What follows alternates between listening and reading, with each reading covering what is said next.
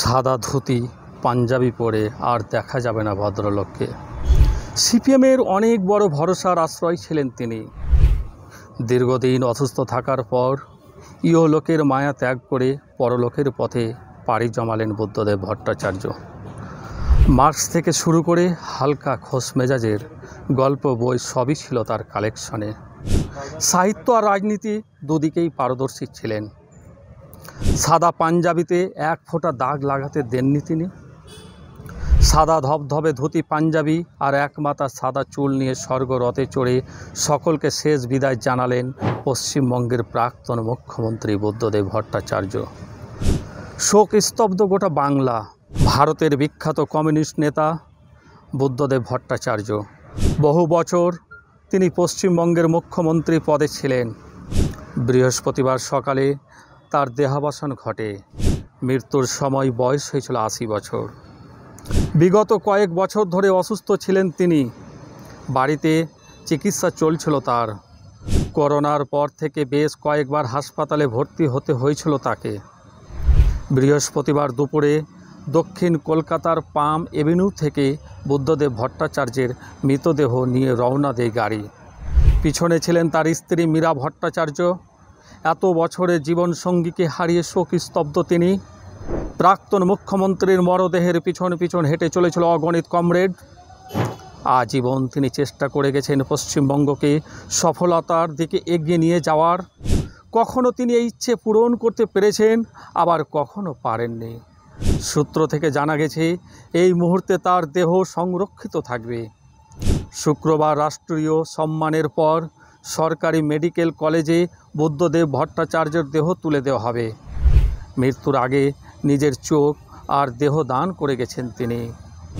বুদ্ধদেব ভট্টাচার্যের মৃত্যুতে শোক স্তব্ধ গোটা পশ্চিমবঙ্গ। রাজনৈতিক মতামত ভিন্ন হলেও তাকে সম্মান জানাতে পাম এভিনিউয়ের বাড়িতে পৌঁছে গেছেন মমতা ব্যানার্জি। এছাড়া আরও শাসক দলের কয়েকজন নেতা মন্ত্রীরা উপস্থিত ছিলেন। প্রাক্তন মুখ্যমন্ত্রীর মৃত্যুতে বৃহস্পতিবার গোটা রাজ্যে সরকারি ছুটির ঘোষণা করেছেন বর্তমান মুখ্যমন্ত্রী মমতা ব্যানার্জি। বুদ্ধদেব বাবু ছিলেন কবি সুকান্ত ভট্টাচার্যের ভাইয়ের ছেলে। তিনি 1944 সালে বামপন্থী পরিবারের জন্মগ্রহণ করেছিলেন। ছোট থেকেই রাজনৈতিক পরিবেশ দেখেই বড় হয়েছিলেন প্রাক্তন মুখ্যমন্ত্রী। তার রক্তে ছিল রাজনীতি। কমিউনিস্ট পার্টি ভাগ হয়ে ভারতে সিপিএম দলের সৃষ্টি হয়। এরপর 1966 সাল নাগাদ মাত্র 22 বছর বয়সে সিপিএম পার্টির সাথে রাজনৈতিক সূত্রে যুক্ত হয়েছিলেন। ধূমপানের নেশা ছিল তার, যার জেরে শ্বাসকষ্ট ও হার্টের সমস্যা শুরু হয়েছিল।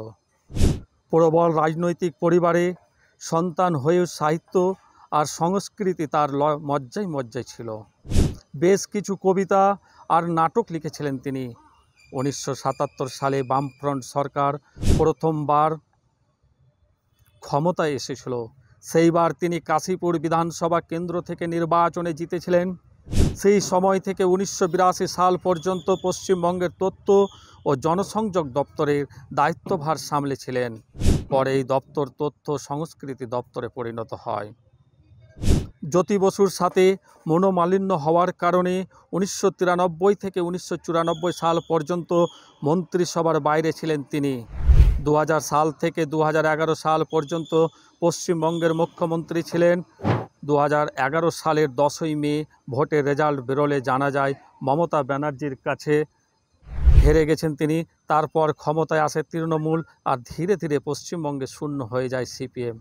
কিন্তু আজ বুদ্ধদেব ভট্টাচার্যের মৃত্যুতে তাকে নিয়ে সোশ্যাল মিডিয়ায় বেশ কিছু ইমোশনাল পোস্ট শেয়ার হয়েছে, যা দেখে স্পষ্ট বোঝা যাচ্ছে মৃত্যুর আগের দিন পর্যন্ত নিজের ধুতি ও পাঞ্জাবিতে এক ফোঁটা দাগ লাগতে দেননি পশ্চিমবঙ্গের প্রাক্তন মুখ্যমন্ত্রী তথা কমরেড বুদ্ধদেব ভট্টাচার্য। আপনার প্রতি আমার বিনম্র শ্রদ্ধা রইল। ভিডিওটি ভালো লাগলে অবশ্যই লাইক, কমেন্ট এবং সাবস্ক্রাইব করে পাশে থাকবেন। জয় হিন্দ।